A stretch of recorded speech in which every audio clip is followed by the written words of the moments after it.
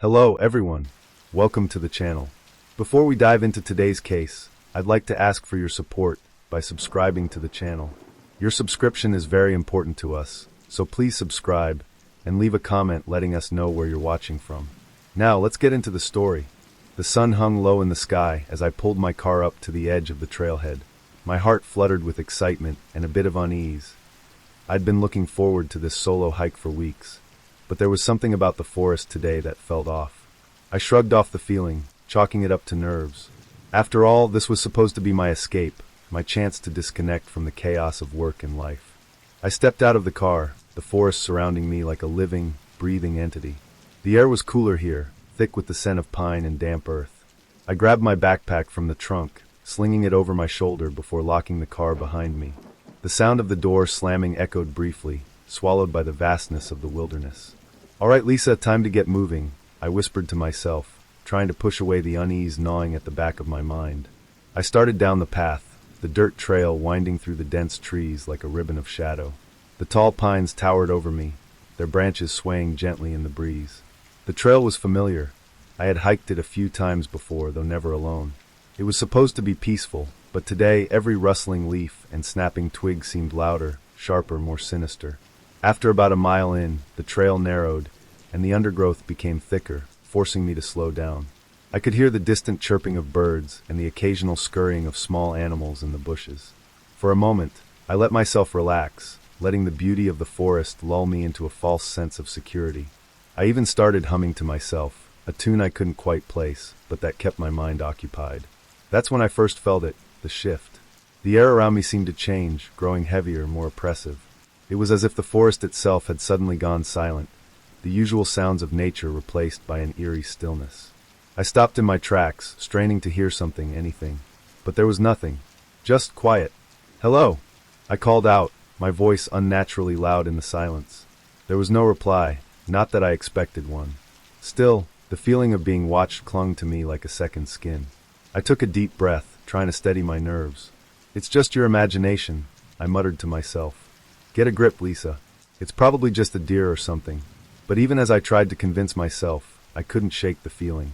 My eyes scanned the trees, searching for movement. Then out of the corner of my eye, I saw something, a massive shadow shifting between the trunks of the trees. My breath hitched, and I turned quickly, trying to get a better look. There was nothing there, just trees and shadows. "Okay, calm down. You're just spooking yourself," I whispered, though the unease in my gut refused to dissipate. I started walking again, but now every step felt deliberate, cautious. The light was beginning to fade, casting long shadows across the trail.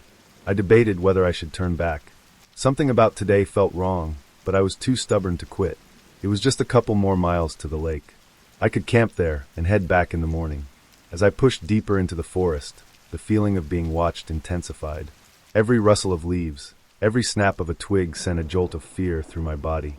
I found myself glancing over my shoulder more and more frequently, half expecting to see someone, or something, lurking just behind me.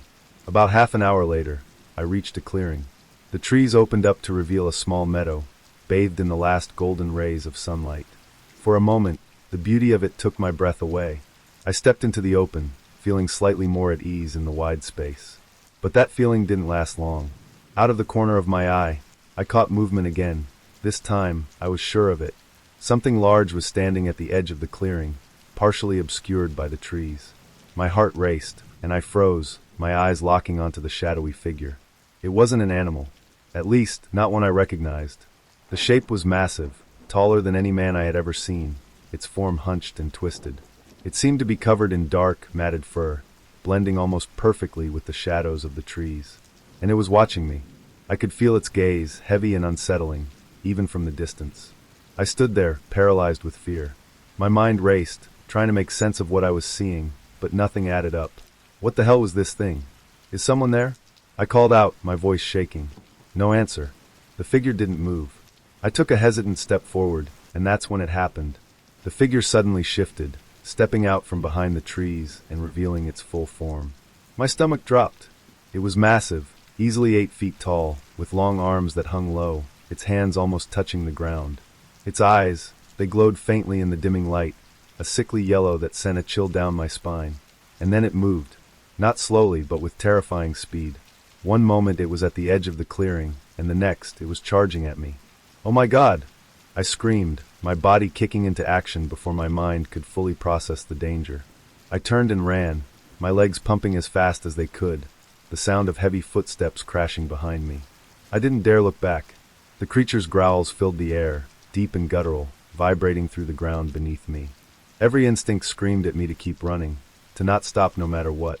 I stumbled over a root, nearly falling, but somehow managed to catch myself. The creature was gaining on me. I could hear its breath, harsh and labored, just a few feet behind. Panic surged through me, and I veered off the trail, diving into the thick underbrush, hoping the trees would slow it down. Branches scratched at my face and arms as I forced my way through the dense foliage, but I didn't care. All that mattered was getting away. I could still hear it crashing through the trees behind me, but the sounds were growing fainter. Maybe I was losing it. I finally burst into another small clearing and collapsed against a large boulder, gasping for breath. My heart pounded in my chest, and my legs ached from the sprint, but I didn't stop to rest. I couldn't.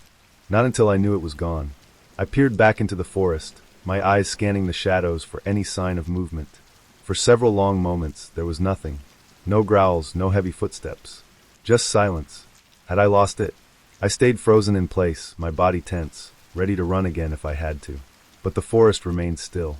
Slowly, I began to relax, though my heart still raced. Maybe it had been a bear after all. A huge, terrifying bear. That was easier to believe than the alternative. I stood up, my legs still shaky, and wiped the sweat from my brow.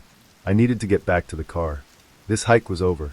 But as I turned to leave, a low growl echoed through the trees, freezing me in place once more. It was still out there, watching, waiting, and I wasn't sure if I would make it out alive. The light faded quickly, pulling the forest into an early darkness that settled over everything like a shroud. My heart still hadn't stopped racing from the encounter at the clearing. Whatever that thing was, it wasn't a bear. I knew that deep down. But I kept telling myself it had to be something explainable. A bear, an animal, anything other than what my instincts were screaming at me. I forced myself to focus. If I wanted to survive the night, I had to think straight. I found a small clearing just big enough to set up camp for the night. My tent was a basic one-person setup, easy to assemble, and I worked quickly, trying to keep my hands from trembling. The light from my headlamp cut through the encroaching darkness, but it felt weak and pitiful against the vast blackness of the forest. As I unzipped my backpack to pull out my tent, I heard it, heavy, deliberate footsteps in the distance. They were slow, measured, and each one seemed to vibrate through the ground beneath me. My hands froze in mid-motion, and I strained my ears to listen more closely. Was it just the wind? A deer? No, it was too deliberate, too heavy. I swallowed hard, trying to control my breathing. My mind raced through 1,000 possibilities, but none of them made sense. Whatever was out there, it was big, and it was getting closer. I glanced toward the dark trees surrounding the clearing. The shadows seemed to twist and move on their own, taunting me, making me second-guess every sound. Was that a branch snapping? Or something else? Then I heard it again. This time, unmistakably closer. A low, guttural growl reverberated through the forest, deep and menacing, unlike anything I had ever heard before. My heart pounded in my chest as adrenaline surged through me. It was back. I grabbed my flashlight and swung it in the direction of the noise. My hand shook as I flicked it on, the beam cutting through the darkness like a knife. I scanned the area, desperately searching for the source of the sound. Nothing. Just trees and shadows. "Come on, Lisa, get it together," I whispered to myself, trying to push down the rising panic. But then I saw it. Just for a split second, something huge moved between the trees at the edge of the clearing. It was fast, unnaturally fast for something so big, and I only caught a glimpse of its silhouette before it vanished into the darkness again. My heart dropped to my stomach.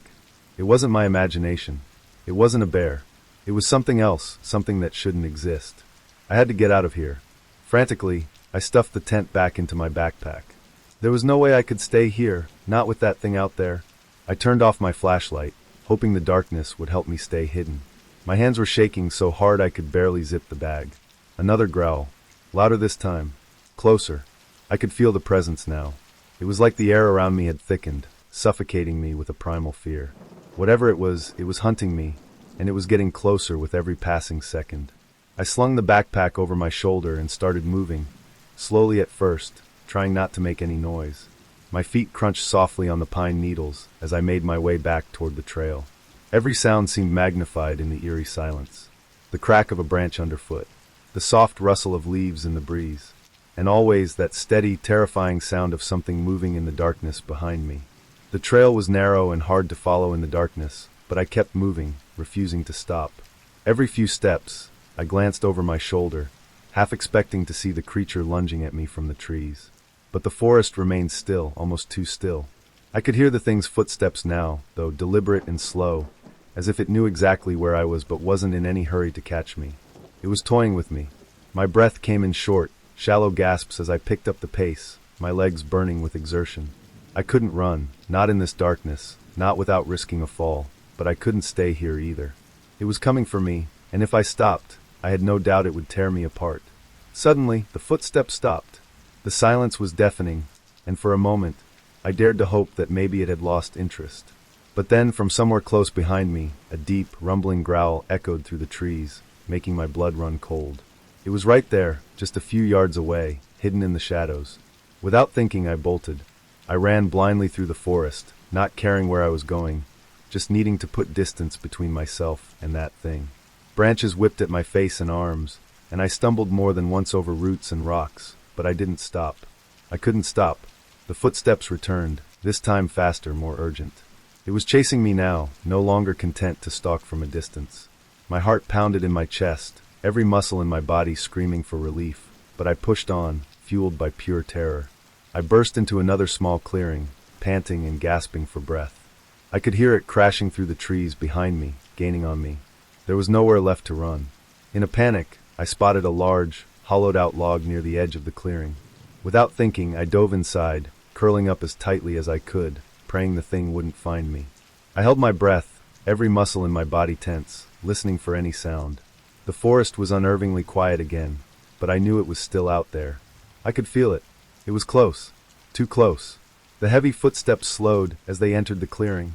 I could hear the thing's breathing now, ragged and animalistic, like it was struggling to contain its fury. My heart pounded so loudly I was sure it could hear me. I clamped a hand over my mouth, trying to stay as silent as possible. Sweat dripped down my forehead, mixing with the dirt on my skin. My entire body trembled as I waited in the dark, praying it would pass by. For what felt like an eternity, the creature prowled around the clearing, its growls low and threatening. I could hear it sniffing the air, searching for me. I squeezed my eyes shut, silently begging it to leave, to go anywhere but here. Suddenly, the log shook violently. The thing had slammed into it, hard, and I bit down on my lip to keep from screaming. It knew I was in here. It was just playing with me now, savoring the fear. It hit the log again, harder this time, the force of the impact rattling my bones. I clenched my fists, trying to will myself to stay quiet, to not give in to the terror that threatened to consume me. Then, as quickly as it had started, it stopped. I heard the creature move away, its footsteps retreating into the forest. I stayed completely still, too terrified to move, waiting for it to return. But after a few agonizing minutes, the forest was silent once more. I slowly crawled out of the log, every muscle in my body aching with tension. I glanced around the clearing, half expecting the thing to be watching from the trees. But there was nothing, just the still, dark forest. I didn't dare rest. I had to keep moving. If I stopped, it would find me again. And next time, I wouldn't be so lucky. I took one last deep breath and started back toward the trail, my nerves still on edge, every sound sending a jolt of fear through me. The creature might have retreated for now, but I knew it was still out there, watching, waiting, and I wasn't sure how much longer I could keep running. My lungs burned with every breath, and my legs felt like lead, but I kept running, refusing to slow down. The creature was still out there, lurking in the darkness behind me, its heavy footsteps growing louder as it closed the distance. I had no idea where I was anymore. Everything had become a blur of trees, shadows, and fear. The forest around me was dense, the trees packed so closely together that the trail had long since disappeared. I was completely lost, with only the faint light from my headlamp to guide me. I knew I had to keep moving, but every step felt like a struggle. My mind raced with panicked thoughts. Was this it? Was I going to die out here, alone in the woods, hunted by something no one would believe even existed? I could hear it crashing through the undergrowth, getting closer and closer. Its growls grew louder, more savage, and I felt the cold grip of terror tighten around my chest. I risked a glance over my shoulder, my heart nearly stopping as I caught a glimpse of it, an enormous, shadowy figure barreling toward me with terrifying speed. Its eyes glowed faintly in the darkness, and its massive arms swung with every step, clearing a path through the trees as if they were nothing more than twigs. "Oh God, no!" I gasped, my voice barely a whisper as I forced myself to keep running. I tripped over a root, falling hard onto the forest floor. Pain shot through my knees and elbows as I hit the ground, and for a moment, I was certain that this was it, that I wouldn't be able to get up in time. The creature would be on me in seconds. But somehow, fueled by pure adrenaline, I scrambled to my feet and kept going, every muscle in my body screaming in protest. The sound of the creature's heavy breathing was getting closer now, almost right behind me. I could feel its presence, a menacing force of nature that seemed to suck the air out of the forest. As I sprinted blindly through the trees, I spotted a narrow ravine up ahead, its sides steep and rocky. It wasn't an ideal escape route, but I had no choice. If I could just make it down there, maybe the creature would lose track of me. I launched myself over the edge of the ravine, tumbling down the slope in a painful, chaotic blur of dirt and rocks. I hit the bottom hard, my body battered and bruised, but I didn't stop. I forced myself to crawl forward on my hands and knees, gritting my teeth against the pain. My backpack snagged on a branch, and with a frustrated growl, I yanked it free, nearly tearing the fabric in the process. I pulled myself into a small, dark alcove between two large boulders and pressed my back against the cold stone, trying to calm my ragged breathing. My heart pounded in my chest, and I could still hear the creature's footsteps somewhere above me, crashing through the trees. "Please don't find me. Please just go away." The forest had fallen unnervingly silent again, as if the entire world was holding its breath along with me. I strained to hear any sign of movement, my pulse hammering in my ears. A snap, a low growl. My breath caught in my throat as I realized the creature was still out there, circling the ravine, searching for me. Then, out of the darkness, I heard it, the unmistakable sound of its footsteps descending into the ravine. I bit down on my lip to keep from crying out. My entire body was trembling with fear, but I couldn't afford to make a sound. I pressed myself tighter against the rock, hoping against hope that the creature wouldn't notice me hiding here. The footsteps grew louder, closer. I could hear the thing sniffing the air, searching for my scent. My heart pounded so hard I was certain it would hear me. Seconds passed like hours, each one filled with the agonizing anticipation of being discovered. I squeezed my eyes shut, waiting for the inevitable. But then silence. The footsteps stopped. Had it lost me? Was it moving away? I held my breath, afraid to even blink, straining to hear anything that would give me a clue as to what the creature was doing. Then, just as I was about to move, I heard it again, a low, guttural growl closer than ever. Before I could react, a massive hand reached into the alcove and grabbed my arm, pulling me out with terrifying strength. I screamed, kicking and thrashing as the creature dragged me across the ground. Its grip was like iron, unyielding and merciless. "Let go!" I cried, trying to pry its fingers off my arm. But it was no use. Its strength was far beyond anything I could fight against. I was flung onto my back, and for the first time, I saw it clearly in the dim light. The creature loomed over me, its massive form blocking out the sky. Its face was twisted into a grotesque snarl, its yellow eyes glowing with a malevolent intelligence. Its body was covered in thick, matted fur, and its claws, long and razor-sharp, glinted in the faint light. This wasn't an animal. It wasn't a bear or any other creature I could name. It was something ancient, something evil, and it wanted me dead. I kicked at its legs, desperately trying to free myself, but it barely flinched. Its claws raked across my chest, tearing through my jacket and shirt, leaving deep, burning gashes in my skin. I screamed in pain, my vision blurring with tears. In a moment of sheer desperation, I reached for a nearby rock and swung it at the creature's head with all the strength I could muster. The rock connected with a sickening thud, and the creature roared in anger, releasing me just long enough for me to scramble away. I didn't wait to see if it would recover. I turned and ran, my legs trembling beneath me, my chest heaving with pain. I could hear the creature behind me, still enraged, but its movements were slower now, more deliberate. I had heard it, but not enough to stop it. I stumbled through the forest, my body screaming in agony with every step. Blood dripped from the wounds on my chest, soaking into my torn clothes. My breath came in ragged gasps, and I knew I couldn't keep this up much longer. I was reaching the end of my strength, and the creature was still right behind me. Up ahead, I saw the faint outline of a river. It wasn't much, just a shallow stream cutting through the forest, but it was my only option. If I could cross it, maybe, just maybe, I could throw the creature off my scent. I sprinted toward the river, wading into the freezing water without hesitation. The cold shocked my system, but I kept moving, pushing through the current until I reached the other side. I climbed up the opposite bank and collapsed against a tree, my body shaking with exhaustion. I could still hear the creature on the other side of the river, pacing along the bank. It let out a frustrated growl, but it didn't follow me into the water. For now, I was safe. But I knew this wasn't over. Not by a long shot. The creature would come for me again. It was only a matter of time. And when it did, I wasn't sure if I'd be able to outrun it a second time. The cold from the river had seeped into my bones, but it wasn't enough to numb the searing pain in my chest. My breaths came in short, ragged gasps as I pressed myself against the rough bark of a tree. The gashes from the creature's claws burned like fire, and the torn fabric of my jacket stuck to the open wounds, each movement sending waves of agony through me. I had to keep going. I couldn't stay here, not with that thing just across the river. I could hear it on the other side, pacing along the bank, its heavy breathing mixed with the sound of splintering branches. It was enraged, its growls low and guttural, vibrating through the trees like the rumble of distant thunder. For now, the water seemed to have kept it at bay. But I knew it wouldn't give up. I had wounded it, and if it couldn't kill me out of instinct, it would hunt me out of vengeance. That realization made my stomach turn, but I pushed the fear aside. There was no room for panic, no time to let the terror paralyze me. I had to survive. I pressed my hand against my chest, trying to staunch the bleeding, and struggled to my feet. My body protested with every movement, but I forced myself to stand. I didn't have a plan. I didn't even know where I was anymore. All I knew was that I had to keep moving, to put as much distance between myself and that monster as possible. I turned away from the river, my legs shaking beneath me, and began to limp through the dense forest.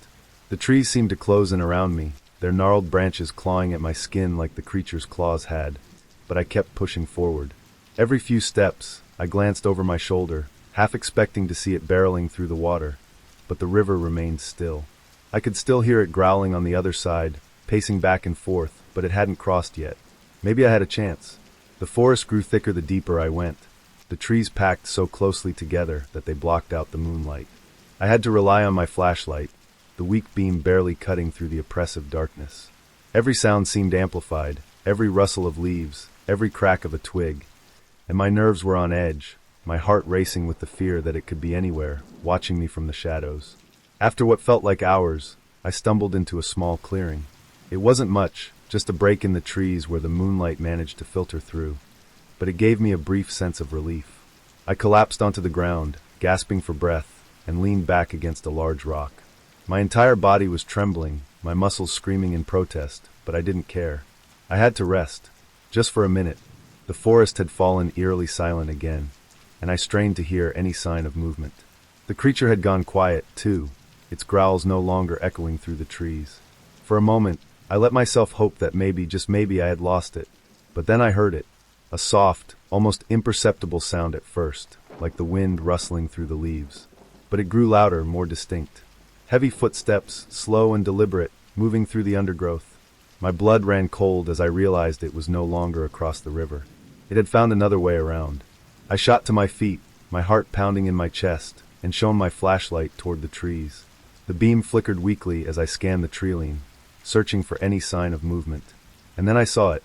The creature stepped into the clearing, its massive form illuminated by the pale moonlight. Its eyes glowed with that sickly yellow hue, and its breath came in short, ragged bursts, fogging up in the cold night air. It was larger than I remembered, its fur matted and filthy, its teeth bared in a grotesque snarl. The wounds I had inflicted on its head and arms were still visible, but they seemed to have only made it angrier. "Stay back!" I shouted, my voice trembling with fear as I backed away toward the rock. I picked up a thick branch from the ground and held it in front of me like a pathetic weapon. "I swear, Before I could finish, it lunged. I swung the branch wildly, but it was like trying to fend off a freight train with a twig. The creature's massive arm knocked the branch out of my hands with terrifying ease, sending it flying across the clearing. I barely had time to react before it was on me, its claws slashing through the air. I dove to the side, narrowly avoiding the attack, but its claws still grazed my shoulder, tearing through my jacket and into my skin. I screamed in pain, falling to the ground as blood soaked into the fabric of my clothes. The creature loomed over me, its breath hot and rancid as it snarled, its yellow eyes burning with rage. I scrambled backward, my hands clawing at the dirt, trying to put some distance between us, but it was relentless. In a desperate attempt to fight back, I grabbed a sharp rock from the ground and threw it at the creature. It hit its arm with a dull thud, but the creature barely flinched. It roared in anger, the sound deafening as it echoed through the clearing, and I knew I was out of options. The creature lunged again, its claws aimed directly at my chest, and I did the only thing I could think of. I rolled to the side, narrowly avoiding the fatal blow. Its claws raked through the dirt, missing me by inches, but the force of the impact sent debris flying everywhere. I scrambled to my feet, adrenaline surging through my veins, and ran toward the large rock at the edge of the clearing. The creature was right behind me, its heavy footsteps shaking the ground beneath me. I could feel its hot breath on the back of my neck as it closed in, and I knew I didn't have much time. I reached the rock and pressed my back against it, my mind racing for any possible escape. There was nowhere left to run, nowhere to hide. This was it. The creature was going to kill me.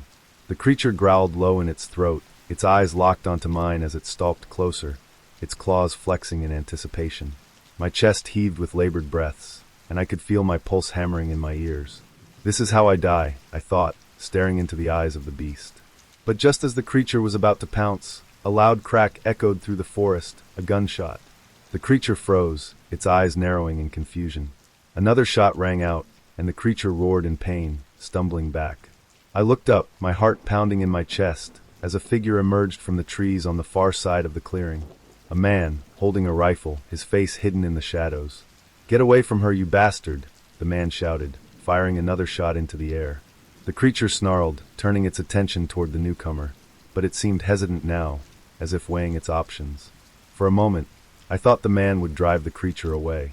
But then, with one final snarl, it turned and bolted into the trees, disappearing into the darkness as quickly as it had appeared.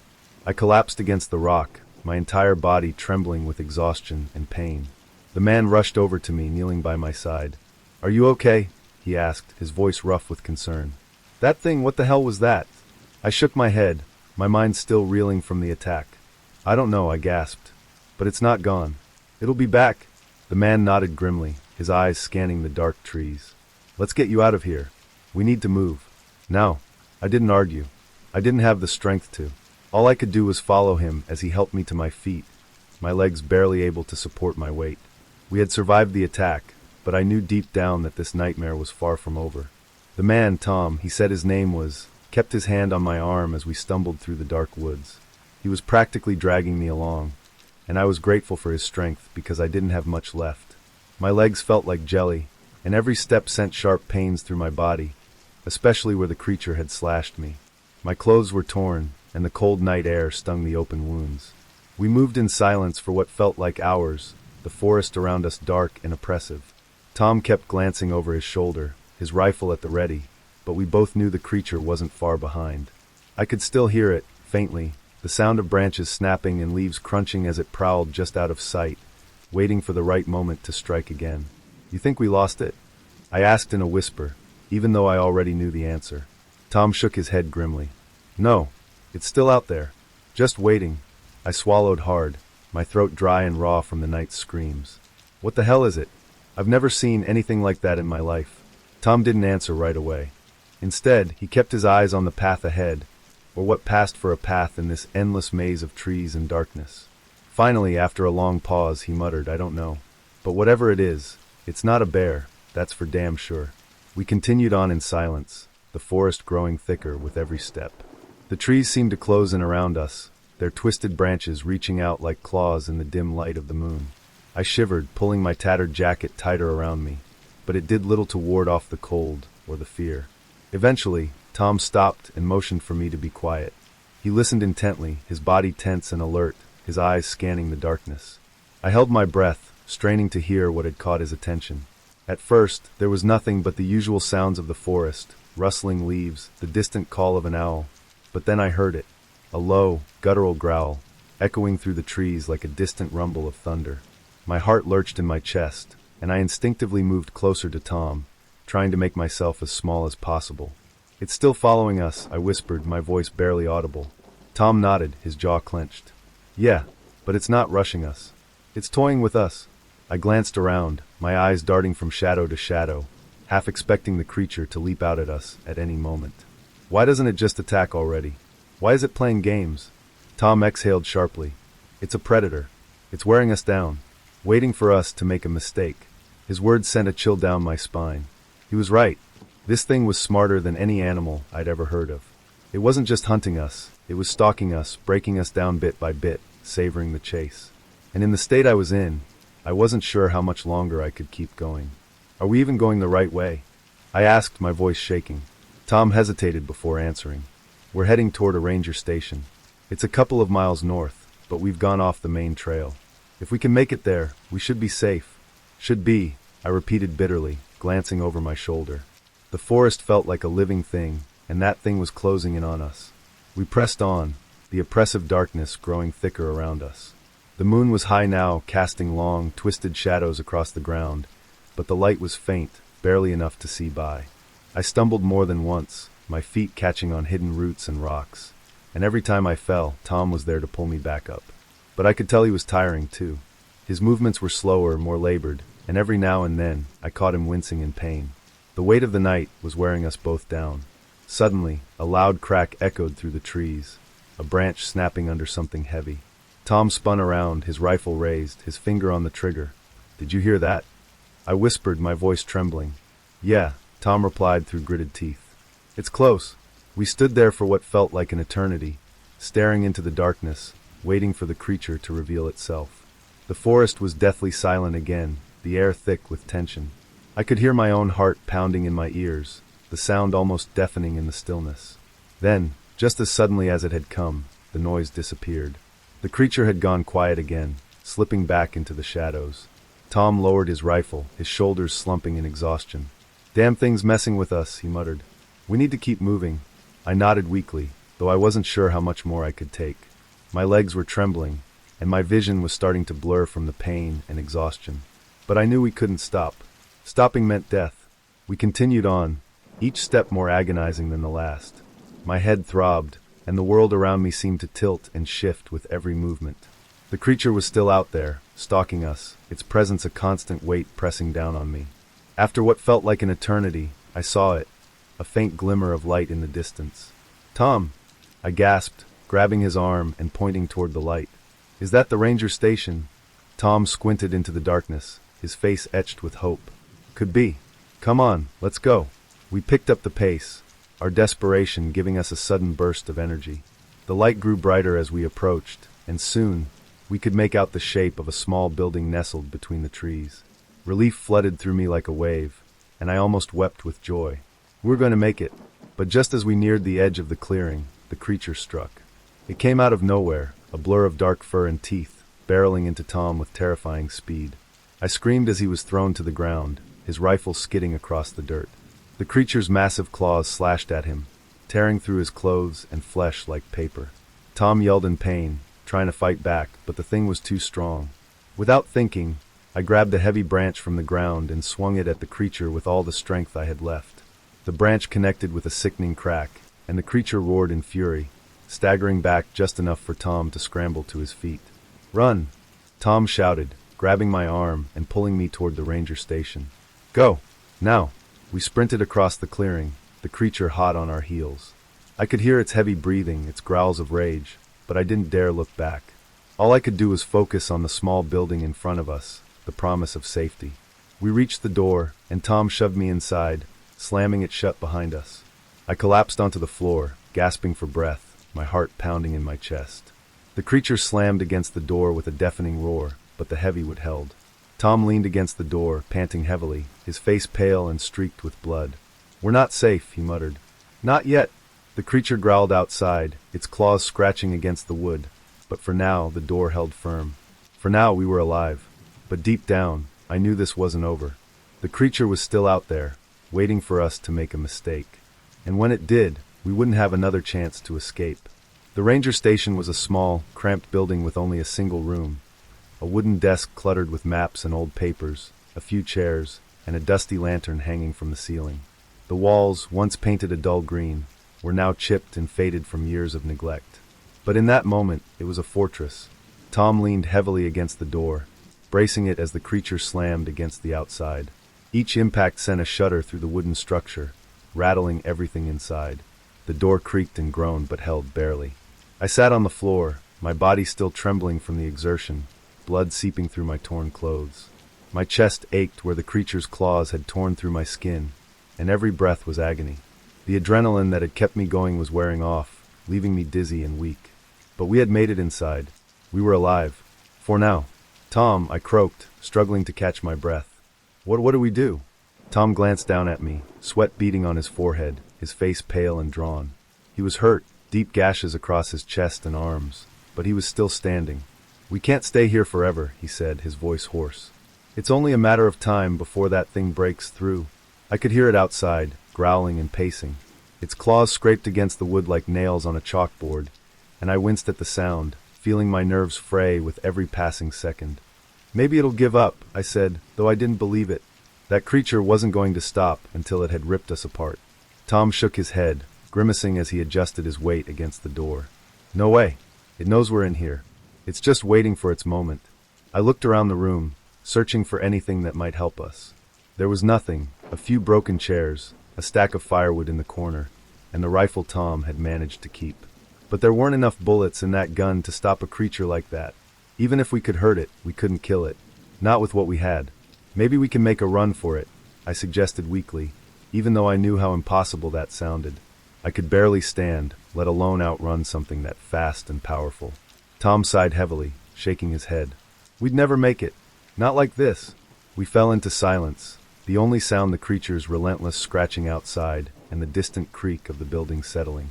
The darkness pressed in on us, thick and suffocating, and I could feel the weight of our situation crushing down on me. There was no way out. Not without facing that thing again. And this time, it wouldn't let us slip away. I sat up a little straighter, wincing at the pain in my ribs. "We need a plan," I said, forcing myself to think through the panic. "We can't just sit here and wait for it to break down the door." Tom didn't respond immediately. His eyes were distant, as if he were weighing something heavy in his mind. Finally he spoke, his voice low and grim. "We have to fight it." The words sent a chill through me, and I shook my head in disbelief. "Fight it? Tom, we barely survived the first time. That thing, it's not just an animal. It's like nothing I've ever seen." Tom looked down at me, his expression hard and determined. "I know, but we don't have a choice. If we don't fight, we die. Simple as that." I swallowed hard, my stomach twisting with fear. He was right. I knew it. But the thought of facing that creature again, it terrified me in a way I couldn't put into words. "What do we even have?" I asked, my voice trembling.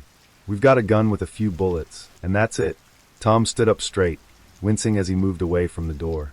He walked over to the desk, rummaging through the drawers. "We've got more than that," he said. "We've got fire."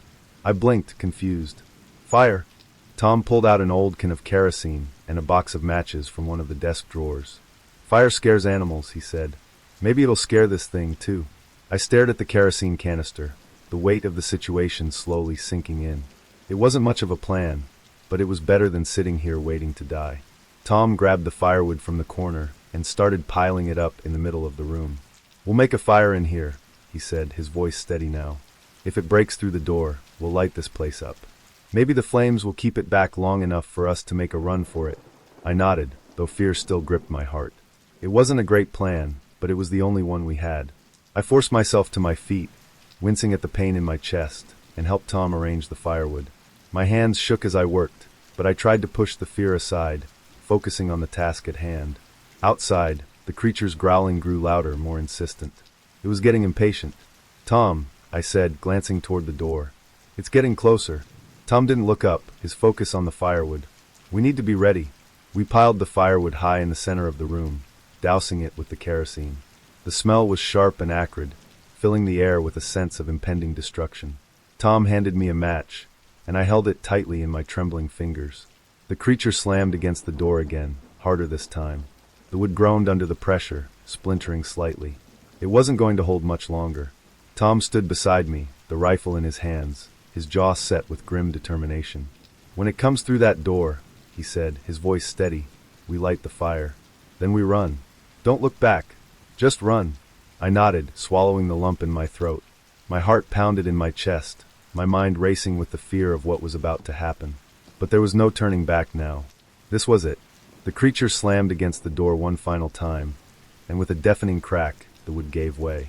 The door splintered open, and the creature burst into the room, its massive form filling the doorway. Its yellow eyes gleamed with malevolent fury, and its claws flexed, ready to tear us apart. "Now!" Tom shouted. I struck the match against the box, my hands shaking so badly I almost dropped it. The flame flickered to life, and I threw it onto the pile of firewood, the flames catching instantly, roaring to life with a sudden burst of heat. The creature hesitated, its eyes flicking toward the fire. It let out a low growl, uncertain now, but still full of rage. The flames crackled and roared, casting flickering shadows across the room, and for a moment, the creature seemed to back away. "Go!" Tom shouted, grabbing my arm and pulling me toward the back door of the station. We bolted out into the night, the cold air hitting my face like a slap. Behind us, I could hear the creature snarling, but it didn't follow us. The fire had forced it back, for now. We ran through the forest, the trees a blur around us. My legs screamed in protest, my chest burning with every breath, but I didn't stop. I couldn't. Not until we were far away from that thing.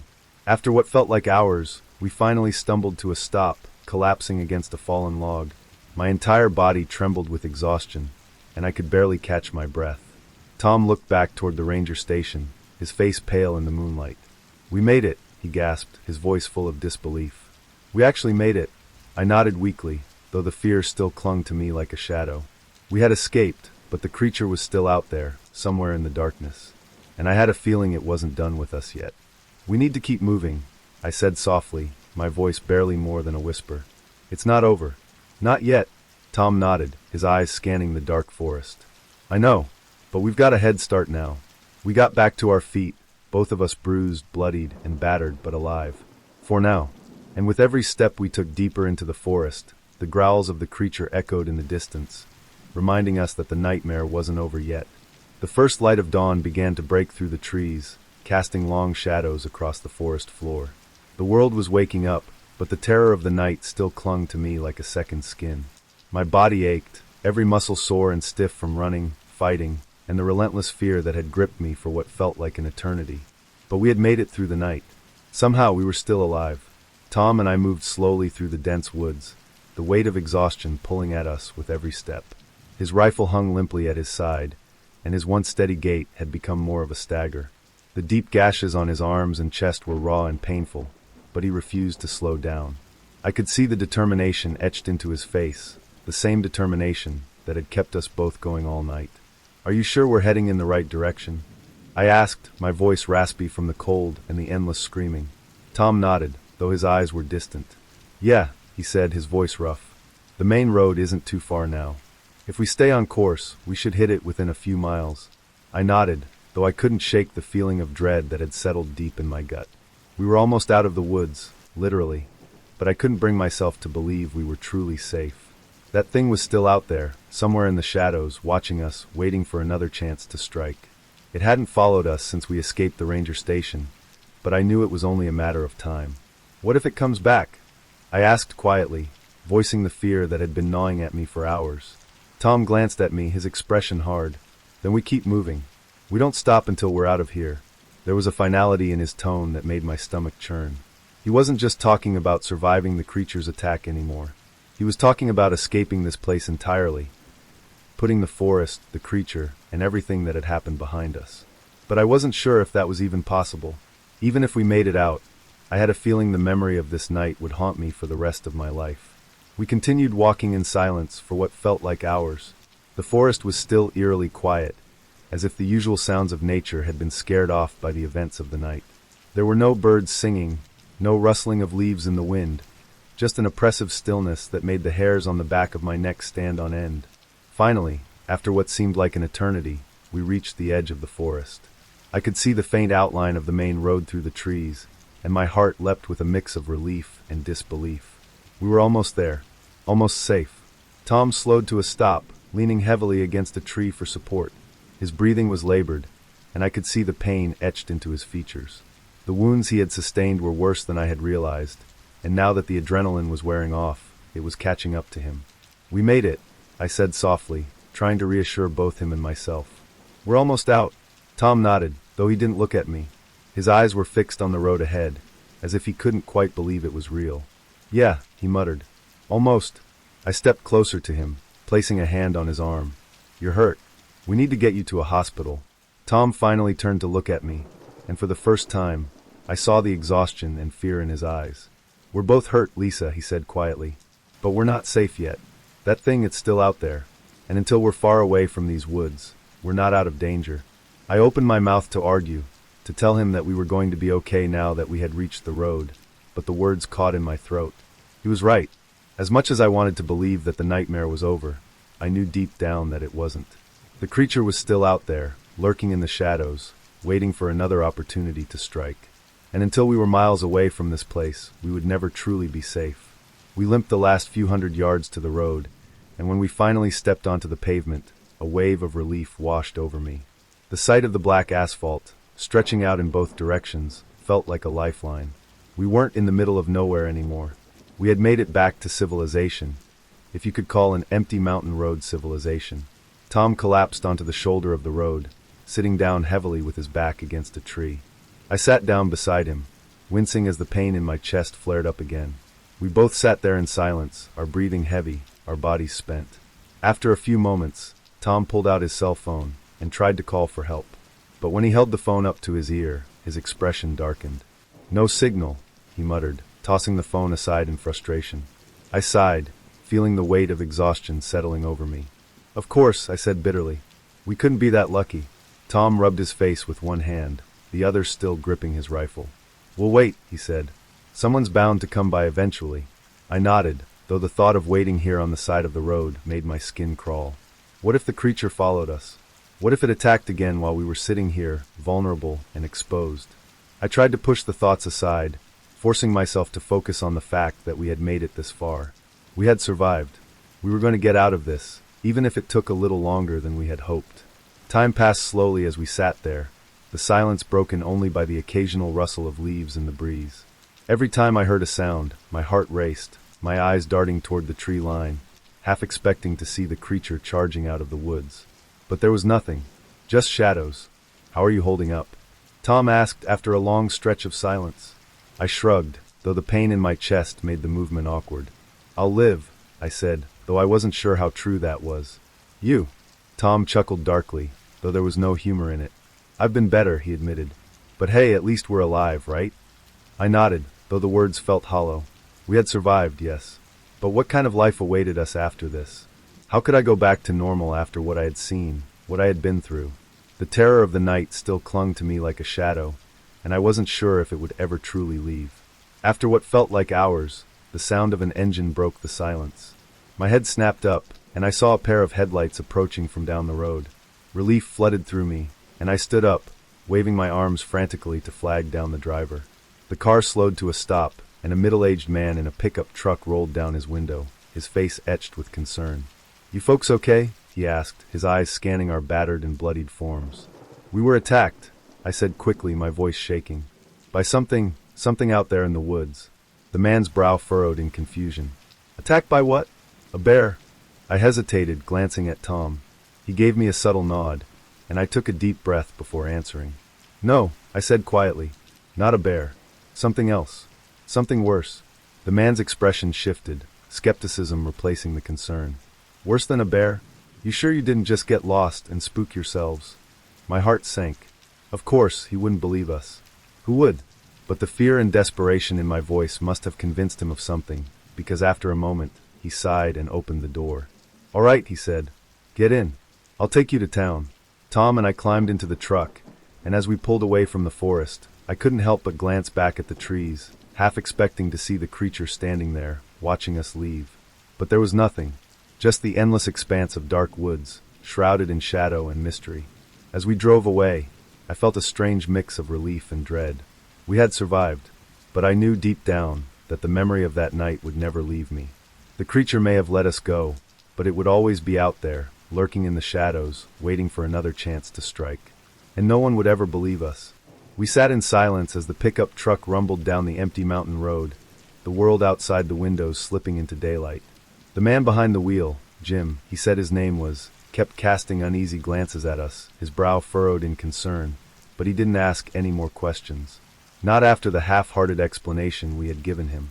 It was clear he didn't believe us, but he also wasn't about to leave two battered and terrified people stranded in the woods. I couldn't blame him for his skepticism. Hell, if someone had told me what we'd been through, I wouldn't have believed it either. Tom sat beside me, staring out the window, his face drawn and pale. He hadn't spoken since we climbed into the truck, and I could tell he was trying to hold it together. But the weight of everything that had happened was pressing down on him. I could feel it too. The further we got from the forest, the more the adrenaline faded, and the reality of what we had survived began to sink in. But even as the miles passed, I couldn't shake the feeling that we weren't truly safe. My heart still raced every time the truck hit a bump in the road, and my eyes kept darting to the rearview mirror, half expecting to see the creature charging out of the trees, relentless and unforgiving. It wasn't just fear anymore, it was something deeper, a gnawing sensation that clung to me, as though the creature had left an invisible mark on my soul. Even as we drove further from the woods, I could still feel its presence, lurking just out of sight, waiting for the right moment to strike again. "Hey," Jim said, breaking the silence. He glanced at me in the rearview mirror, his voice laced with concern. "You sure you don't want to tell me what really happened out there?" I swallowed hard, exchanging a glance with Tom. He shook his head almost imperceptibly, and I sighed. "We told you the truth," I said, though my voice lacked conviction. "Something attacked us. It wasn't a bear, it was something else. I don't know what, but—" Jim's lips pressed into a thin line. "People get scared in the woods all the time. Shadows play tricks on the eyes. Sounds echo, and can seem a lot closer than they are." "It wasn't a trick," I said firmly, my hands clenching into fists in my lap. "We saw it. It was real." Jim glanced at Tom, who was still silent, then back at me. His expression softened, and he let out a long breath. "I'm not saying I don't believe you," he said quietly, "but it's hard to wrap my head around something like that. I've lived around these parts my whole life, and I've never seen anything like what you're describing." I didn't reply. There was nothing I could say that would convince him. We had no proof, no pictures, no videos, just our battered bodies and terrified memories. And that wasn't enough. Not for someone who hadn't been there.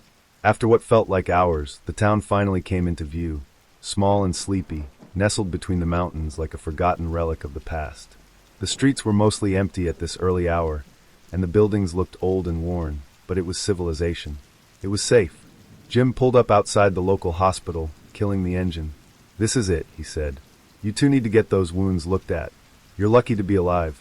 Tom nodded mutely, and I managed a weak smile. "Thank you," I said. "For everything." Jim waved me off. "Just get yourselves taken care of. And, if you ever figure out what really happened out there, let me know." I hesitated for a moment, then nodded. "I will." Tom and I climbed out of the truck, our bodies stiff and aching, and made our way into the hospital. The sterile smell of antiseptic hit me immediately, and the bright fluorescent lights made me squint after so many hours of darkness. A nurse at the front desk took one look at us and rushed over, her eyes wide with concern. "Oh my God," she gasped. "What happened to you two?" "We were attacked," Tom said quietly, his voice barely above a whisper. "Out in the woods." The nurse's face paled, and she quickly ushered us into a room, calling for a doctor. "Sit down," she urged. "Let me get a doctor to take a look at you." We sat down on the edge of the examination table, the silence between us thick and heavy. My mind was racing, but my body was shutting down, every muscle aching from exhaustion and pain. I wanted to collapse, to sleep for a week, but the terror of the night still clung to me like a shadow. I couldn't rest. Not yet. The doctor arrived a few minutes later, his face grim as he examined our wounds. "These are serious injuries," he said, his tone professional but concerned. "You said you were attacked by an animal?" Tom hesitated, glancing at me, and I could see the exhaustion and fear in his eyes. He was at a breaking point. "Yeah," he said finally. "An animal." The doctor didn't push for details. He probably assumed it was a bear or a mountain lion, and we didn't correct him. What was the point? No one would believe us anyway. Not without proof. After bandaging our wounds and giving us painkillers, the doctor left us alone in the small room. The sun was fully up now, its light streaming through the blinds, but it did little to ease the weight of what we had been through. I sat in silence for a long time, staring at the floor. My mind kept replaying the events of the night, the growls, the claws, the chase.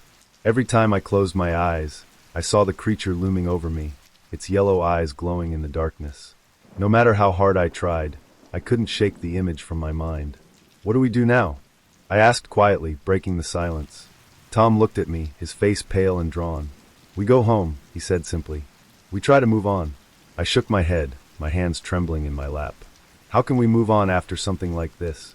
How do we just go back to normal? Tom sighed, rubbing his face with one hand. "I don't know," he admitted, "but we don't have a choice. We survived. That's all that matters." I wanted to believe him. I wanted to believe that we could put this behind us, that we could go back to our lives and pretend that nothing had happened.